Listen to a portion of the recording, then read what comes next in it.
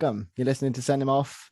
My name's Sam, and joining me, as always, is my ever-present podcasting partner, Alex. Straight in today. I was going to say, did you not prepare an intro today? No waffling, no flim-flam today. Well, good reason for that. We've got a guest, haven't we? We have got a guest. We've got a fantasy football expert with us today. An expert who's going to be taking your questions and our questions, because we're in the league as well with you guys. And I think Alex needs the help. I need quite a bit of help at the minute, yeah. I think Alex might be bottom of his own league. I'm not sure, but he probably is. So we're delighted to be joined by Callum from the FPL Fan Show podcast. Callum, thank you for joining us. How are you doing? Yeah, no, thanks for having me on, guys. This is actually the first podcast / anything I've been on outside of the FPL Fan Show. This is your first guest appearance. Honestly, yeah, this is a real honour. Honestly, it's an honour for us. Yeah, I was going to say, yeah, we've taken your guest virginity. What can we say? That feels good. Yeah, I'm less nervous than I thought I'd be. Definitely. But no, I appreciate it for coming on. No, like I said, expert and definitely quotation marks. But yeah, if I can provide a little bit of help, that'd be good. You're better qualified than me, mate. I was going to say far better than I am. As well. 4 years champion in a row. Can I just say? No, is it 3? I think it's it's three years champion, like in a league full of people like me. So what does that tell you? I'll take it though. I'll take it. You got to take what you get, there. So we'll start off, Callum. I want to know your top goalkeeper, top defender, top midfielder, and top forward. So if you had a team and you could only have one from each position, who would you be picking? Regardless of budget. Okay, that's straight in the deep end, isn't it? Yeah. So I think goalkeeper, like first and foremost, fantasy-wise, as a general rule, is like just you should consider it the least important position on the pitch. Really, I would say go for a goalkeeper as cheap as possible that you know is going to play every game week, and leave it at that. Because honestly, these goalkeepers get, let's say, 150 points maximum.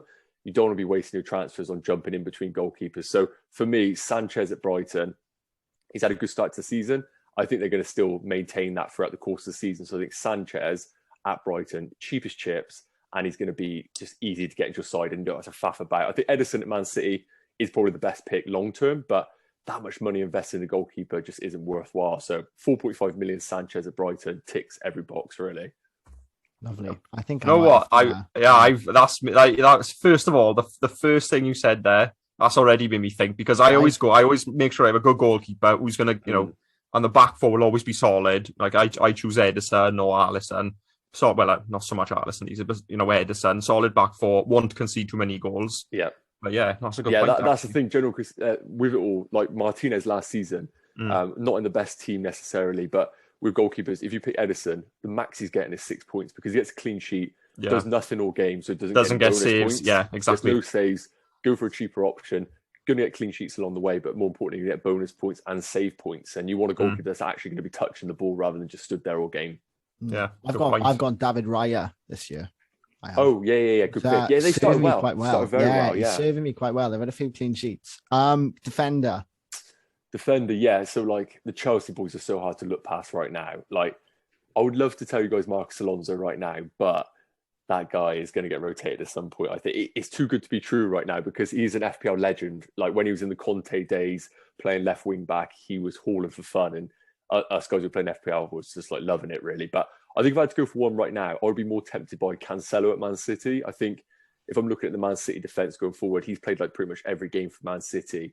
His attacking stats are actually really good. Like I would probably say they're not as good as Trent's, but in this Man City side at 6 million, he's great value, and Man City is so good defensively. I think going forward, I'll definitely go for Cancelo. Someone I'm looking to bring in the next few weeks, actually. Interesting. Another one I haven't got. Yeah, I know. I haven't checked my team in weeks. I just sort of lost it. But now all of a sudden I'm like, actually, you know what? Put your finger out and start playing. That's the thing. It's a good time. Now we've got so much like information. It's a good time to like get involved. Well, that was my thing. That was my thing. Like, because there was like so little information. Like, obviously Ronaldo came back, Lukaku came back, all those kind of big players. I was like, oh, I'll put some of them in. I'll leave some of them out. And then I kind of lost interest, thinking, will they? Won't they? But now, kind of, the season's gone on for long enough for me to start taking it a bit more seriously. Yeah, that's it. I think like early doors, if you have a terrible start, like it just doesn't matter because you have like no information. Yeah. After like 5 or 6 game weeks, I think like you're at more fault each time you make a bad move because you've got so much more information going forward. So yeah, I think it's easy to say Trent, but I think like Cancelo's a nice one going forward. I think he'd do well. Yeah. Trent is bagging for me so far. Yeah, he's a joke. If you have to have a must-have, he's in that bracket definitely. 100%. I think he's not been out of my team apart from when he was injured since he like made his debut. Pretty much, he's just been in my team consistently. Yeah, he's a joke. Midfielder. See, is it boring to say Salah? Because like, Salah's the one definitely. Like in terms, I think a lot of managers kind of look at Mane, Salah, and they always think, oh, Mane's a little bit cheaper. Guy usually goes on like some purple patches and does really well, but historically Salah has just been the guy really. And like, I think a lot of people look at that price tag and think, is he actually worth it? Can I kind of go against that? But I just really think with Salah, his stats are always unbelievable on penalties as well, which is like, you know, just a cheat code in itself with Salah. And then I think outfield play, like when you actually look at his stats, he's top of the charts for midfielders as well. So I think those who don't have Salah right now, still time to get him in 100%. I think you just get him in and he's a captaincy option for 50% of the time throughout the whole season. I think that's the most important thing in fantasy is if you own a premium, you have to be trusting him to be captain. Otherwise, there's no point owning him. So for like Son, for example, like 10 million, like do you really trust him with the captaincy each game week? Probably not. Whereas Salah, I could put the captaincy on him every game week and actually trust it going forward. So I think Salah is just one that is just so easy to put in your side and leave it for the rest of the season, really. But I appreciate that's a little bit boring answer. Nah, honestly, all the way Salah. To be fair, he won me the league a couple of seasons ago. We went into last day, like me and one of the boys were like level on points, and he had Mane and I had Salah, and I think Mane scored 1 and Salah scored 2 or something like that. Oh, like he just outscored him, so he just won it for me. But for me, Salah was always that one where I'd be like, oh, I should put them in, but I'll leave it because I would tend to go for a player like Son and try and be different and try and like change my team up. But then he'll either like have a blinder or he'll flop and end up coming off or something like that. But you know, like you say, Salah will always, you know, bag at some point. Yeah, and he's just so greedy. That's the best thing. Yeah, as a Liverpool fan or neutral, it is so hard to watch sometimes. But like, he is so good for fantasy because like he doesn't do well bonus because he has so many shots. If they go off target, he gets negative bonus points, which obviously affect him. So when you do see him get a goal and assist, he's never really in the 3 bonus points just because like he has so many shots. But fantasy wise, yeah, he's a joke. He's so good to have. I agree. You can go against the grain, go for different players, but sometimes there's just players who are tried and tested, and he's definitely one of those. 100%. Interesting. I'm interested to hear this next one. Yeah, the forwards. Yeah.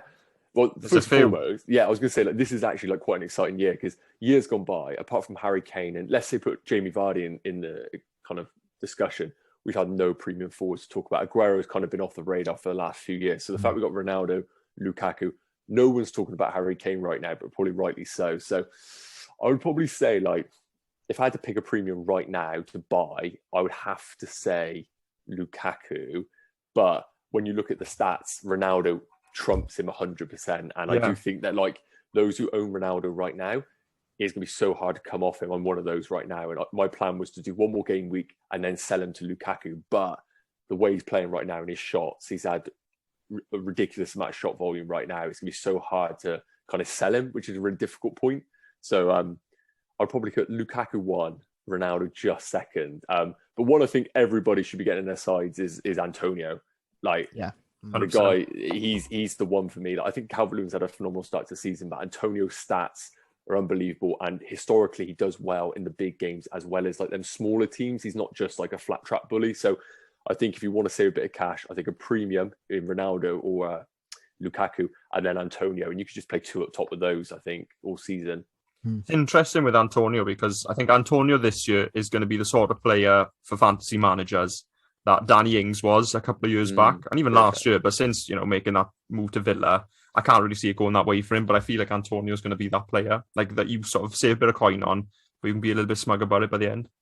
Yeah, 100%. Well, his price rise has been a joke already this season. Like, for those who watched last season when he wasn't injured, he was just like outstatting everybody, really. Yeah. So those who were in the know, obviously, happy days at the start of the season. And with that red card, a lot of managers do think, oh, Christ, I've got to sell him. But you look at Leeds this game week, they are leaky as hell at the back. So I can see Antonio doing well this week as well. Yeah. Interesting. We've had a couple of questions sent in for you, Callum. The FPL Helpline, as we've dubbed it. Yeah, I like that. Getting in touch, and we are the Samaritans of the FPL. I was literally about to say the FPL Samaritans. So Sam, not me, but Sam has asked, Lukaku or Ronaldo? I can't afford them both. You've already already answered it. Elaborated on this.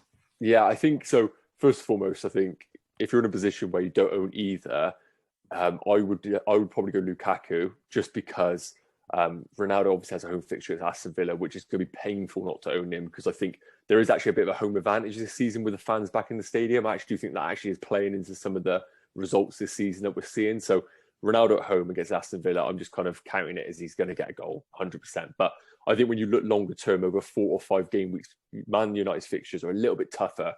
And although Ronaldo is a bit of a goal poacher, he can score at any fixture. I just think Lukaku probably has a bit of a higher ceiling going forward. So if I had to pick one right now to go for the next 5, I would go Lukaku, I think. But who am I to go against Cristiano Ronaldo, honestly? You'll clip this and just like mock for a few weeks. That's the TikTok. That is the TikTok for us. I think it's my question next. It is, yeah. This one comes in from Ethan. He said, am I an idiot for having Trent, Ronaldo, Salah and Lukaku in my team and sacrificing the remaining 7 players? Can I just add, I have done exactly this as well. You've done that as well? I think it is like, a lot of people go, "What are you in wildcard? Is that why you got that?" Or I used it a couple of weeks ago. I think I'm going to use my wild card this week. I took a -8 this week because I was like, you know what, sod it, it's early and I can afford it. Yeah. So I think, like, first of all, Trent and Salah, I think, are 2 players that I wouldn't sacrifice going forward. And that goes to anybody, really. If you're looking to get Lukaku or Ronaldo, don't sell either of those 2 players to kind of budget those strikers. I think they just stay untouched on your side. Now, if you can fit a team in with Lukaku and Ronaldo, then like you've done very well there, because I want to see the rest of your team. But I think it is a nice strategy going forward. The reason being is because you've got so much money invested in that forward line. We have so many mid-price forwards in the game right now. So what it does is it kind of gives you such a high price in your forward line, but you can easily drop down to any forward going ahead. Whereas if you are wildcarding with mid-price forwards, it's going to be very difficult for you then to go up into a forward. So what I do like about that strategy is, although it is a lot of money in that front line, down the line, you can just think to yourself, okay, if Ronaldo's stats are dipping, if the fixtures are getting tricky and he isn't showing the same sort of form, I can drop him down to a Bamford and Antonio Calvert-Lewin. So I think while they're both performing, while they're showing the stats, I'm not against the strategy at all. I think you're just going to need to find yourself some enablers to kind of compensate the price there. So midfielders wise, you could look at the likes of Conor Gallagher at Crystal Palace, who has got tricky fixtures, but underlying stats are amazing. He's on all set pieces. The likes of Rafinha's, even Odegaard at Arsenal, I think he could be a steal going forward at 5.5 million. And then in defence, I think there are some players there that we can definitely bring in, some Wolves assets, even Ben White at 4.3. I think you can definitely fund these players. It's just going to be very, very much emphasis on those 4 performing every game week. I'm actually taking notes, man. It is like listening to the Oracle, isn't it? It is like listening to the Oracle. It's brilliant. Because I will forget. You said it's interesting. Hang on. He's taking notes. He can listen back to this podcast whenever he wants. I'll be flipping editing it. So I've got Ronaldo, Lukaku, Salah, Luke Shaw, and Trent in there. So I've got Schmeichel. I'm telling everyone my team now. Yeah. Schmeichel in goal. Luke Shaw, Manquillo's dodges elbow is the only one I could afford. Trent, Livramento, who is bagging, absolutely bagging. He's like 4.1 million as well. Dan James, who I think I might have to get rid of for maybe Odegaard or Gallagher. Damari Gray, Salah, Greenwood, Lukaku, Ronaldo. I'm quite happy with that team. I'm not going to lie. I was going to say, you got some names in there that I didn't think you better squeeze in, like Greenwood, for example, at that price range. I think other ones you mentioned, I think easily save a bit of cash if you need to in your goalkeeper with Schmeichel. I think Leicester are going to turn a corner, but right now, while they've got Johnny Evans out, you can tell they are just ropey at the back. Like Soyuncu has just gone off the rails, really, doesn't know what he's doing. Luke Shaw as well, I think I would probably look to ship him maybe to a Chelsea defender soon coming up. I think with the Chelsea fixtures going ahead, I really like the look Rudiger, if you can afford him. But he's just gone up in price, but honestly, that killed me when he scored the 90th minute in my mini league, because people brought me in and I'm a Chelsea fan, but I was fuming. And there's nothing worse, is there? It's been a while since Swans were in the Premier League. There's nothing worse than when the days, team you wasn't want it? to win. Nietzsche, was Yeah, that? in a Oh, while. heck. Yeah. Yeah, I like the team. Next question is from Jacob. So which player is your best hidden gem? This is quite a funny question, right? Because it won't be really much of a hidden gem anymore by the time No. this one goes out, will it? No. But go for it anyway. Hidden gem. Like, weirdly, Ben White's been mine over the last 2 game weeks, but that's just because I was a mug over the first 3 having him in. But I wouldn't necessarily say anyone bring in Ben White. But I'm trying to think of someone a bit different, really, who has been a bit of a secret gem. I think all the forwards are kind of well owned right now. I don't think there's anybody there. One that I think over the future game weeks that people need to keep an eye on is going to be Adam Armstrong at Southampton. So I'm kind of preempting that one possibly coming true in the future. But guaranteed game time, you can tell that he has been brought in for this system alongside Che Adams. And I do think Broger as well is going to get a few minutes, who came from the Chelsea Academy. But Adam Armstrong looks really well set in this Southampton team. So I think from game week 8 onwards, Southampton have really good fixtures. I think you're sat there with like an Ivan Toney who's got a really tough run of fixtures coming up. You could drop down and save yourself 0.4 million and get Adam Armstrong in. So not for the next 2, but game week 8 onwards, I'm kind of, this could be an amazing prediction or a howler. So, but I think Adam Armstrong is someone that Either way, I'm is ending up on in. Twitter. Yes, that's it. It's all about content. But yeah, no, I think Adam Armstrong going forward, Arsenal assets, I think a lot of people mock them, but I actually think that they're just going to start growing out results. I think what Arteta's doing right now is just thinking, get results, get them points on the board, and let his philosophy come. Tierney at 4.9 million, I think he's a steal as well. Interesting. Al, next one. This is my question, actually. Oh, it is yours. I was going to say, I don't know if this was this yours is or not. me. This is me. Is it time to drop Bruno now Ronaldo is here? I mean, you've viewed my team, and I have dropped Bruno. Yeah. Spoiler. Let me rephrase. Was it right that I dropped Bruno now Ronaldo is here? I want to say no just to see your face. No, I think so. Like I said earlier, I think at 12 million or 11.9 million, whatever it is, at that price range, you have to be willing to captain that person every game week. And I think right now with Fernandes, I think last season we knew he was guaranteed on penalties and he was the absolute main man in that attacking third. Now that emphasis has kind of gone away from him a little bit. I think Ronaldo is that focal point in the attack, and we haven't seen a penalty yet, so we don't know whether he is actually going to be on penalties. Now, if you take penalties away from Fernandes at 12 million, and this goes to any asset, it is really hard to justify owning that player. So Kevin De Bruyne is probably the only one I would say, if he doesn't have penalties, could actually be good value at that price range. But that's why Mane is never going to be good value, because he doesn't ever take penalties. And if Fernandes doesn't have penalties, he is not worth it at all. And just looking over the underlying stats over the last few game weeks, he's getting decent shots, but not from the areas you want to see him. And he's not getting them spots in the box because Ronaldo's occupying them. He's not being invited to go into them spots because Ronaldo is basically dominating those areas. You don't want to put Fernandes on Ronaldo's feet every time they're attacking, really. So he's getting a little bit further away. So I think selling him was the best move. So happy days. There we are. You jammy git. You jammy git. See, I've told you for years. Yeah, tactical genius. Tactical genius. No, next question is from Steph, who asks, who is the best defensive asset from the newly promoted clubs? Oh, newly promoted. That's a great shout. I've got to rule out Norwich right now. To rule out Norwich just because they are so bad right now. The problem is Brentford, I haven't really, although they've had a really good start to the season, I haven't actually considered them. So a bit of philosophy of mine is like, I do not touch promoted sides from a defensive perspective, just because I don't know what they're going to bring. Look at Watford. They had the best defensive record in the Championship. They were kind of building their team upon that. Came to the Premier League and, they're struggling to keep a clean sheet. So I think all the rule books go out the window, really. But I do think Raya Brentford is a nice pick if you want to go down that route. I would probably say I don't know enough about the Brentford defence to say which one I would necessarily go for from the defensive route. But from a goalkeeper perspective, I think he could definitely match Sanchez's Brighton Sanchez going forward. But Watford, I wouldn't touch right now. I need to see them actually perform. And Norwich, if you want Brandon Williams at 4 million and you need a real budget, he's going to play every week. I don't mind him, but they're not going to keep many clean sheets at all.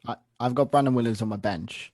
Yeah. But I had Pontus Jansson in from Brentford for a couple of weeks. Yeah. I took him out when I brought in Ronaldo and I needed to cost cut and stuff, because I think he's about 5.5 and I needed like a 5 million or like a 4.5. Yeah. But he got me some serious points some weeks. They get clean sheets, Brentford. They've had a few.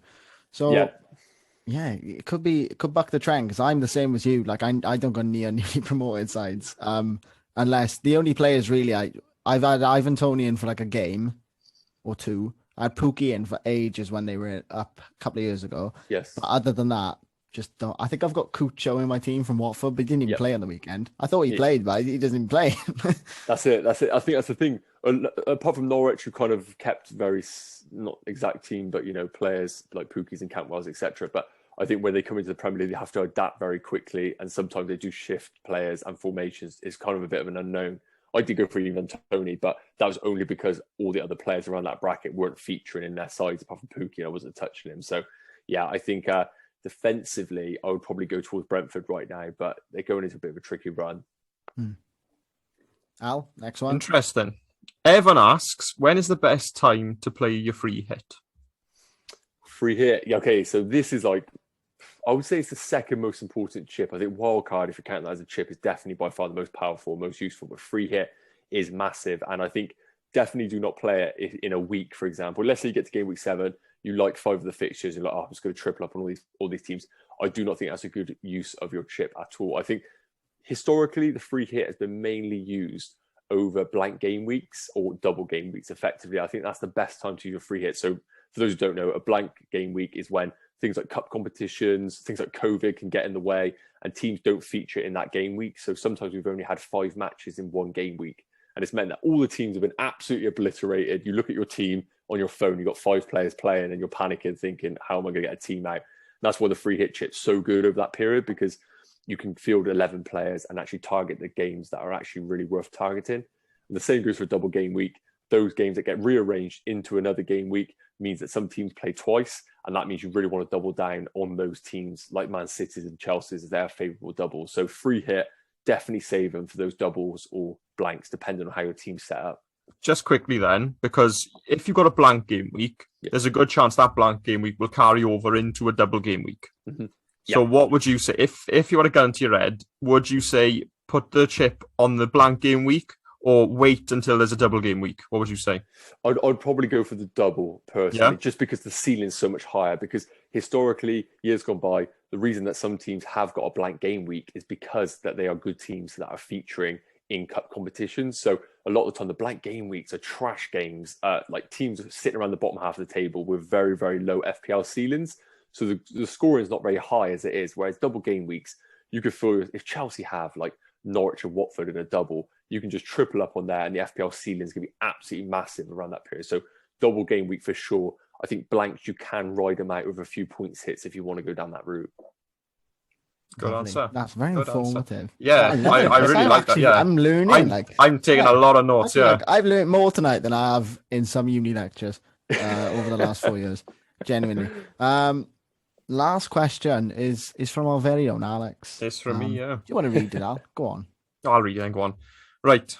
Be thrifty or spend big. What do you think?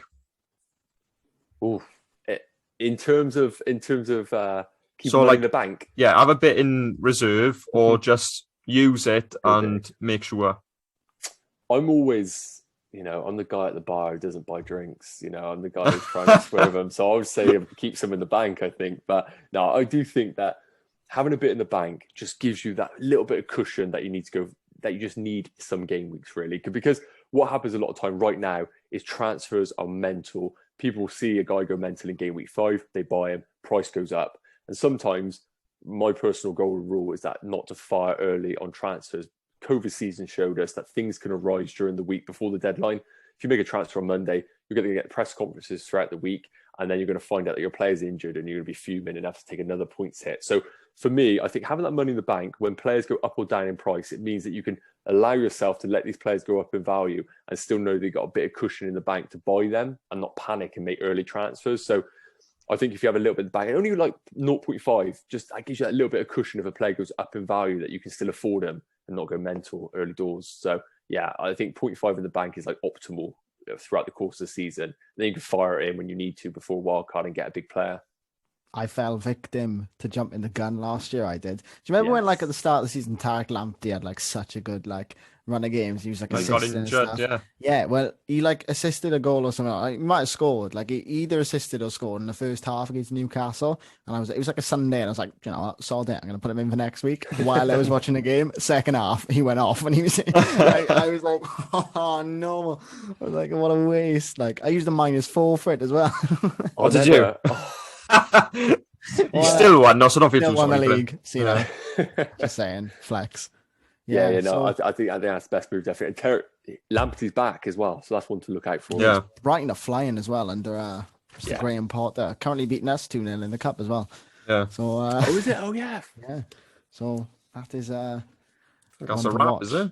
I think it is. Yeah. Thank you so much, Callum. It's been Thank you for joining us. I've actually taken notes. I've really enjoyed this one. I love talking about stats and all this kind of stuff, and you know, everyone enjoys a bit of fantasy. So yeah, it's been a pleasure.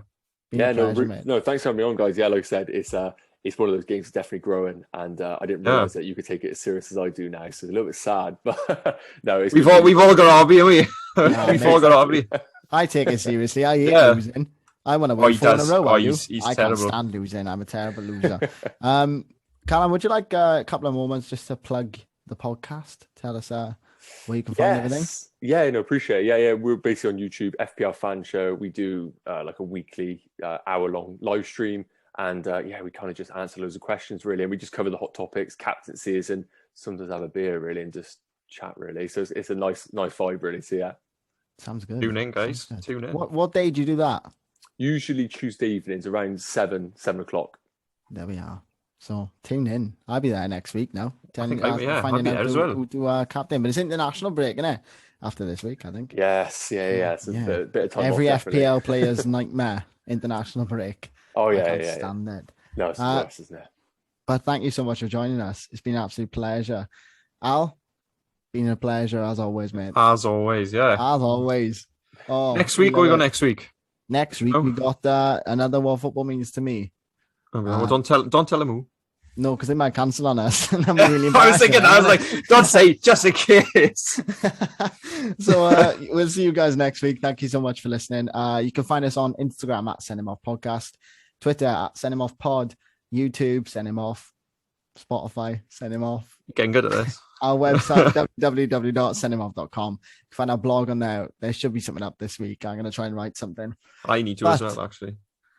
Yes, you do. Yeah, I do. He's right, I do. But thank you guys for listening. I won't waffle anymore. I won't keep you. Enjoy the rest of your night, and we'll see you soon. Ta-ra. Take care.